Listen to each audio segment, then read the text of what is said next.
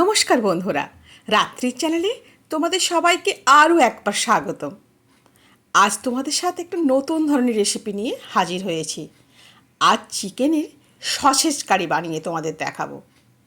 দেখো তো বন্ধুরা কিভাবে বানাই, আর রান্নাটা কেমন হয় অবশ্যই কমেন্ট করে জানিও। এই রান্নাটা রুটি, ভাত, লুচি, পরোটা সবের সাথে বেশ ভালো খাওয়া যায়। এই রান্নাটা করার জন্য আমি বোনলেস চিকেন নিয়েছি গোলমরিচের গুঁড়ো, নুন, লঙ্কা আর পেঁয়াজ কেটে নিয়েছি, রসুনও কিছুটা থেতো করে রেখে দিয়েছি। এবার চিকেনটাকে মিক্সির বাটিতে করে একটা মিহি পেস্ট তৈরি করে নিচ্ছি। দেখেছো, এইভাবে চিকেনটাকে আমি মিহি করে পেস্ট বানিয়ে নিয়েছি। এবারে মশলাগুলো একে একে দিয়ে দিলাম।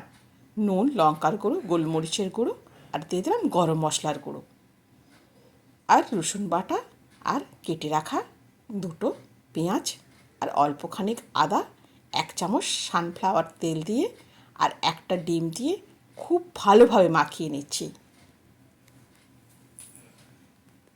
এই রান্নাটা বেশ একটু নতুন ধরনের, তাই বাড়িতে অতিথি এলে অবশ্যই কিন্তু বানিয়ে দেখবে, খুব সবাই প্রশংসা করবে।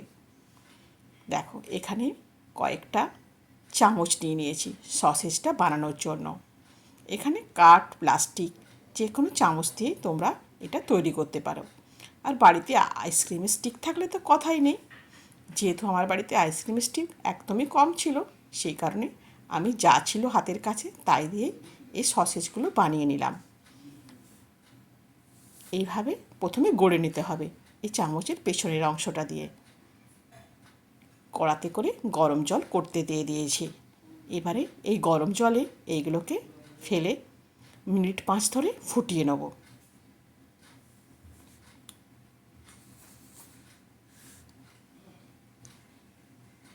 দেখো, মিনিট 5 ধরে আমি এটা উল্টে পাল্টে সেদ্ধ করে নিয়েছি। এবারে জল ঝরিয়ে একটা পাত্রে তুলে রেখে দেবো, আর ঠান্ডা হলে পিস পিস করে কেটে নেব। বন্ধুরা, যারা আমার চ্যানেলটাকে এখনও সাবস্ক্রাইব করনি, প্লিজ তারা চটপট সাবস্ক্রাইব করে নাও। পাশে থাকা বেল আইকনটা একটু প্রেস করে রেখো। যখন নতুন নতুন রেসিপি আপলোড করব তখন তোমাদের কাছে প্রথম পৌঁছে যাবে। আর আমার চ্যানেলে যদি কোনো নতুন দর্শক বন্ধু এসে থাকো, তারাও কিন্তু আমার চ্যানেলটা সাবস্ক্রাইব করে আমার পাশে থেকো। দেখো, এগুলো আমার রেডি হয়ে গেছে আর ঠান্ডা হয়ে গেছে। আমি এবারে এই পেছনের স্টিকগুলোকে সব খুলে নিচ্ছি।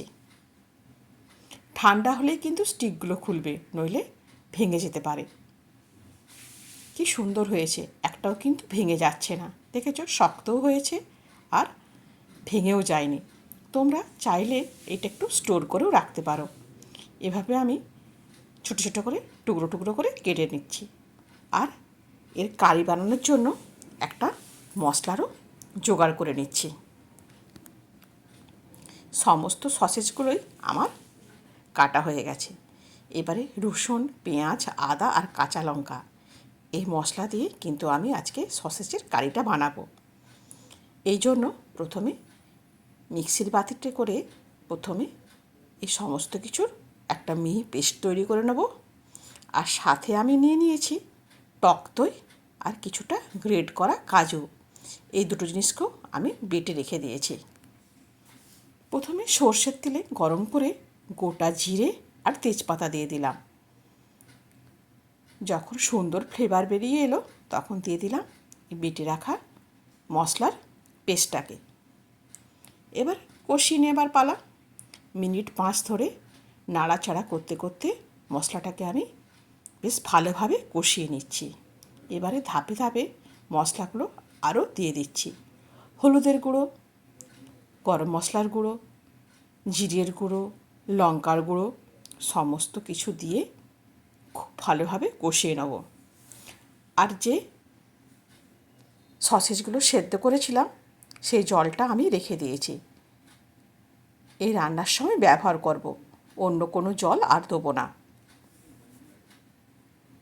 অল্প অল্প করে ওই সসেজের জলটা দিয়ে, অর্থাৎ চিকেনের স্টকটা দিয়ে আমি এই মশলাটাকে কষিয়ে নিচ্ছি। মিনিট 5 ধরে বেশ ভালোভাবে গ্যাসের ফ্লেম কমিয়ে মশলাটাকে কষিয়ে নিয়ে দিয়ে দিলাম পরিমাণ মতো নুন, দিয়ে দিলাম অল্প পরিমাণ চিনি, আবারও নাড়াচাড়া করে নিলাম। দেখেছো চারিধার থেকে তেল বেরিয়ে আসছে। আমি আবারও চিকেনের সেদ্ধ জলটাকে দিয়ে মশলাটাকে আবার কষিয়ে নিচ্ছি। মশলার কালারটা দুর্দান্ত হয়েছে। এবারে আমি এর সাথে ওই কেটে রাখা সসেজগুলো দিয়ে খুব ভালোভাবে কষিয়ে নেব। বন্ধুরা, এই ভিডিওটার কোনো একটা অংশ যদি তোমাদের ভালো লেগে অবশ্যই কিন্তু একটা কমেন্ট করো, আর চ্যানেলটাকে সাবস্ক্রাইব করতে ভুলো না। আর আমার রেসিপিগুলো একটু শেয়ার করে দাও প্লিজ। দেখো খুব ভালোভাবে মশলার সাথে সসেজগুলো একদম কষানো হয়ে গেছে।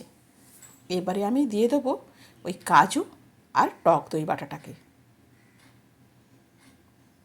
এই রান্নাটা করতে কিন্তু একটু ঝামেলা হয়, কিন্তু খেতে কিন্তু হয় বন্ধু দুর্দান্ত। এই নতুন নতুন রেসিপি কিন্তু রান্না করতে ভালোও লাগে। একঘেয়েমি চিকেন কষা, চিকেন কারি, চিলি চিকেন খেতে খেতে আর ভালো লাগে না। তাই একটু ঘুরিয়ে রান্না করলে সবাই খুব খুশিও হয়।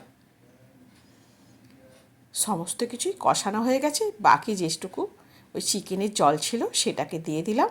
এবারে ফুটিয়ে নেব।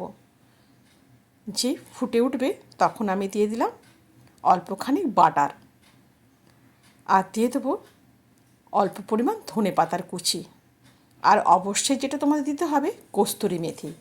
এই কস্তুরি মেথিটা দিলে একবারে, অর্থাৎ হোটেলে যেই ফ্লেভারটা পাই সেই ফ্লেভারটাই কিন্তু আমি আমার রান্নাতেও পেয়েছিলাম। এই কস্তুরি মেথি দিয়ে নাড়াচাড়া করে এটাকে আমি গ্যাসের ফ্লেম বন্ধ করে রেখে দিচ্ছি। বন্ধুরা, আশা করছি আজকের রেসিপিটা তোমাদের খুব ভালো লাগবে, আর বাড়িতে অবশ্যই একদিন বানাবে আর কমেন্ট করে জানাবে কেমন হয়েছিল। আজ তাহলে এই পর্যন্তই। আবার কোনো দিন তোমাদের সাথে হাজির হব নতুন একটা রেসিপি নিয়ে। আর নিত্য নতুন রান্না পেতে গেলে অবশ্যই আমার চ্যানেলটাকে সাবস্ক্রাইব করে বেল আইকনটা প্রেস করে রেখো। সবাই সুস্থ থেকো, ভালো থেকো। ধন্যবাদ।